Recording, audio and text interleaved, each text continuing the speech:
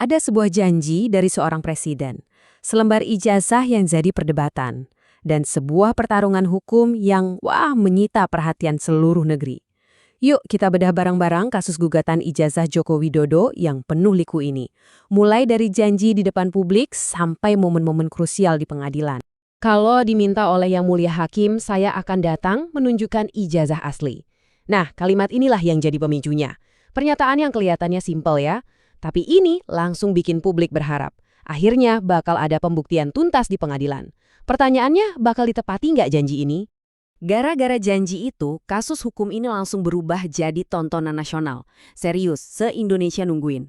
Tapi coba deh kita pikir, kok bisa ya selembar ijazah doang jadi seheboh ini? Apa sih yang bikin ini jadi penting banget? Ini udah bukan soal hukum biasa lagi. Lihat aja deh, antusiasme publiknya luar biasa. Ada yang bela-belain datang dari luar kota, bahkan ada loh yang gowes sepeda ratusan kilometer cuma buat nonton sidang. Jadi, buat mereka, ini udah bukan sekedar soal ijazah, ini soal pencarian kebenaran dan soal akuntabilitas. Tapi ada yang aneh kan? Kalau publiknya sepeduli ini, kenapa sih setiap usaha buat membuktikan ijazah ini kok kayaknya selalu mentok, selalu gagal? Nah, biar ngerti kita harus mundur sedikit, lihat lagi gugatan-gugatan yang pernah ada sebelumnya. Dan polanya tuh kelihatan jelas banget. Mulai dari Surakarta, Sleman, sampai Jakarta, setiap gugatan soal ijazah ini selalu ditolak sama pengadilan. Jadi kasusnya nggak pernah sampai ke tahap pembuktian. Kayak ada tembok besar yang menghalangi. Nah, tembok apa sih ini sebenarnya? Nah, jawabannya itu ada di satu istilah hukum yang mungkin kedengaran ribet. Kompetensi absolut. Gampangnya gini deh, pengadilan tuh seolah-olah bilang, Anda salah kamar. Gugatan ini dianggapnya urusan administrasi negara, jadi harusnya ke PT UN, bukan pengadilan umum. Nah, inilah tembok hukum yang bikin semua usaha sebelumnya gagal total. Oke, kalau temboknya sekokoh itu, terus kenapa yang sekarang ini bisa beda? Gimana caranya para penggugat ini bisa nemuin celah buat nembus tembok itu? Jawabannya, sebuah strategi hukum baru yang benar-benar jadi game changer. Mereka nggak pakai gugatan perdata biasa. Kali ini mereka pakai senjata yang namanya citizen lawsuit atau ya gugatan warga negara. Bedanya tuh fundamental banget. Kalau gugatan biasa kan fokusnya nuntut ganti rugi pribadi ya. Nah, citizen lawsuit ini beda. Mereka nggak nuntut uang sepeser pun. Yang mereka tuntut adalah akuntabilitas negara karena dianggap lalai menjalankan tugasnya. Jadi ini gugatan atas nama kita semua, atas nama kepentingan publik. Dan yang unik, kalau Anda cari-cari di kitab undang-undang, Anda nggak bakal nemu loh yang namanya citizen lawsuit ini.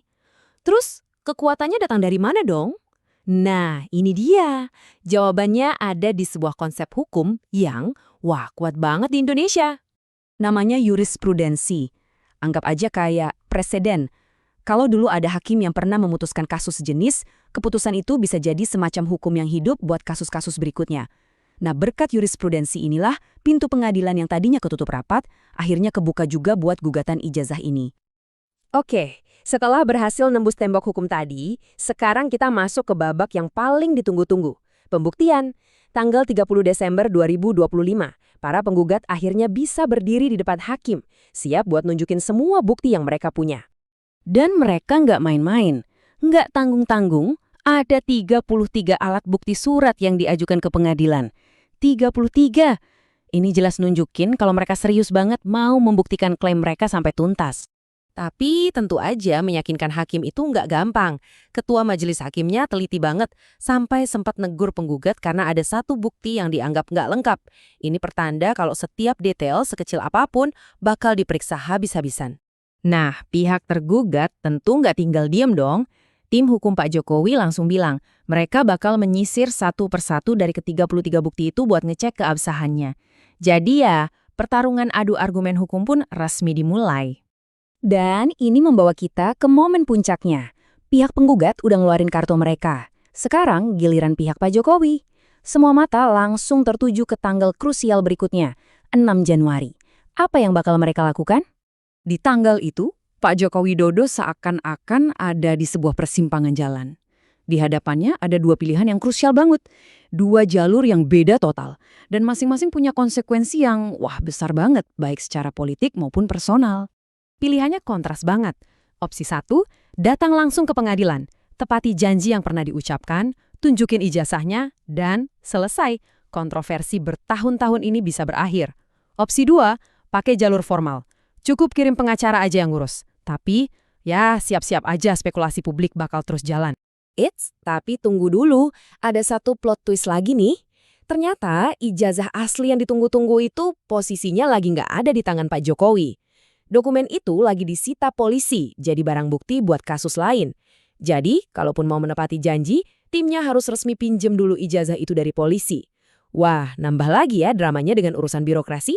Jadi, setelah kita lihat semua lika-liku drama hukum dan politik ini, kita jadi sadar satu hal penting. Ini tuh udah bukan lagi soal selembar kertas kan? Apapun nanti hasilnya, dampaknya bakal jauh lebih besar dari itu. Nah, menjelang sidang penentuan ini, pertanyaan utamanya jadi bergeser. Bukan lagi sekedar ijazahnya asli atau palsu. Tapi, apa sih yang sebetulnya sedang dipertaruhkan di pengadilan? Apakah cuma selembar dokumen? Atau sebuah janji yang pernah terucap? Atau jangan-jangan ini soal kepercayaan publik itu sendiri ya? Jawaban dari pertanyaan itu pastinya akan menentukan lebih dari sekedar akhir sebuah kasus hukum.